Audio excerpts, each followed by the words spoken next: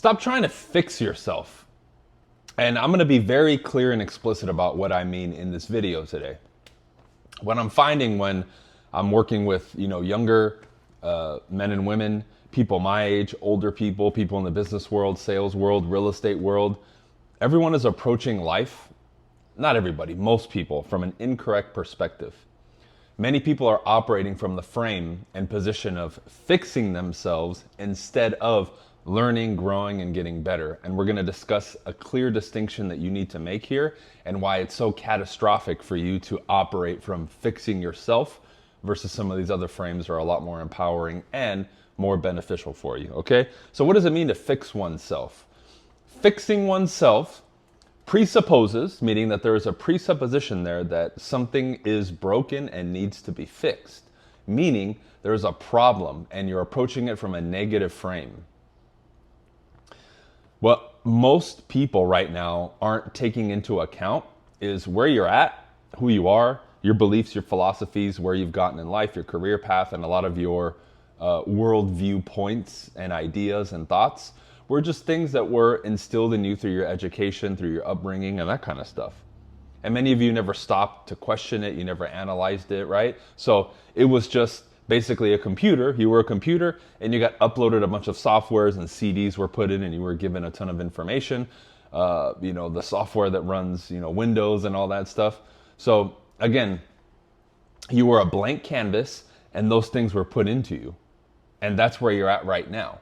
So there's nothing broken. There's nothing to be fixed. Because when you approach this thing from that perspective and from this negative frame, you literally are beating yourself up. It's framed as if you're punishing yourself or, oh man, I made a huge mistake and I'm broken and I need to fix this and that and da-da-da-da. And it causes a lot of problems for people, especially emotionally, because you play this movie reel in your mind and you've ingrained at the subconscious level that you're flawed and that there are so many issues that you can't live your life and you're going to have to be on this never-ending quest of suffering and pain and anguish to fix it. And it's so bad and it's so negative that people will be crying. This is what allows them to fall into addictions and potentially getting sick and all this other stuff. And it's crazy. It's crazy. Then other people, they get in these groups where everyone else is kind of on the same thing. And what I'm saying is it's not solution focused many times. It breeds and builds victims, right? It scars people emotionally. And it really puts you in a bad, detrimental position as a human being because the psyche and our emotions are very finicky. If we lose control over those things and we never really mature and improve in our processing and operating of those mechanisms as a human being, we will suffer greatly because of it. And it's something that you have to keep in mind and really put at the top of your mind and on your priority list to really master. So instead of fixing yourself, what are we doing? You're enhancing yourself. You're improving yourself. You're learning. You're growing. You're developing. You're like the flower coming out of the soil and developing. That's what it is. And that's all it is. Because again, up until adulthood, up until you watch this video or you made the decision, hey, I'm going to change some things, it was just an accumulation of your life up until that point. So even if you experience negative things, like some people have some very deep-rooted trauma because of abuse or things of that nature, right?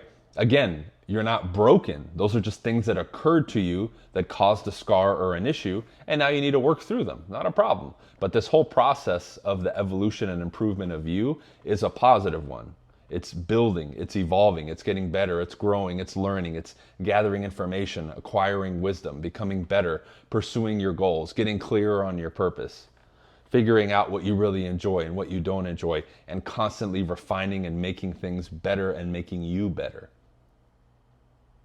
Because when you approach it from the second standpoint, right, you begin to plan, visualize, get excited, look forward to the future, see yourself getting better. You have something to aspire to. You're going towards something and you're not running away or getting away from something.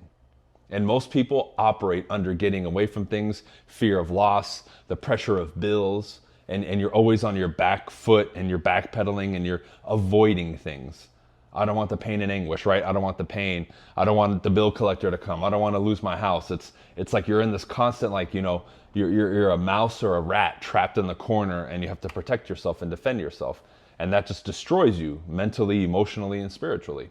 Versus the second one, when you aspire, when you visualize, when you want something, when you're clear about your purpose and you're going after it, and every day you're working, even again, if the circumstances are the same, meaning it's still painful or challenging, or you're not getting the results that you want, but under the second frame, you have your eye on the prize and your attention and your focus is on that.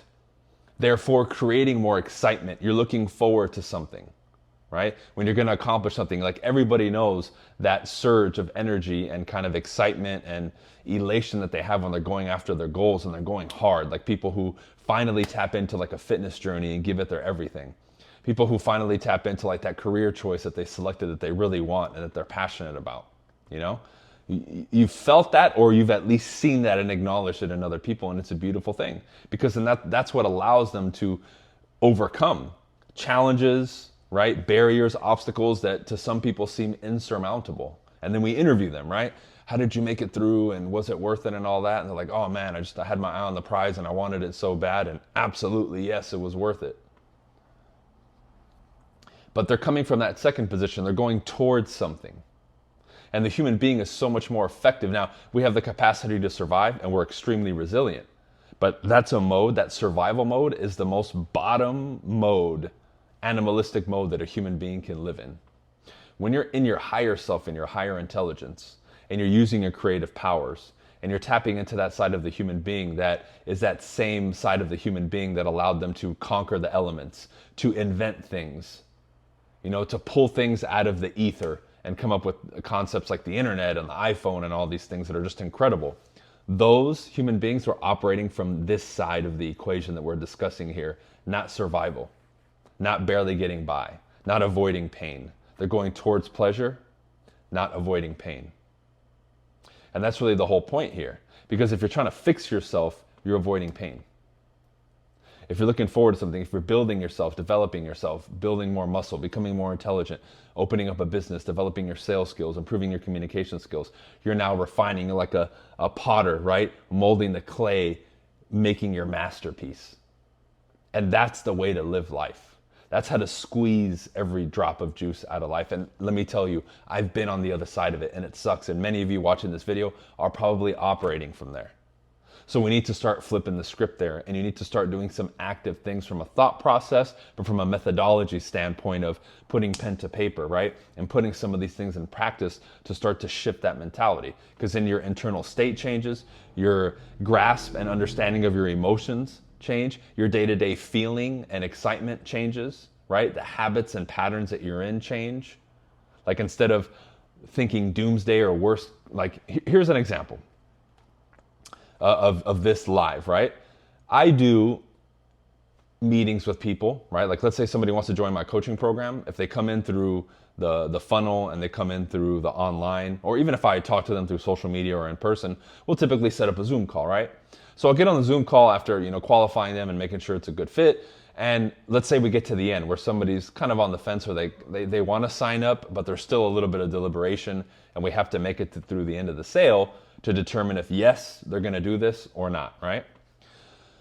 When I'm talking to these people and I get their opinion or kind of where they're at, most of the time, not always, but most of the time, I get an overwhelming amount of stories and scenarios that are them thinking worst case scenario, what could go wrong, right? And I get this, again, avoiding pain type of description from everything.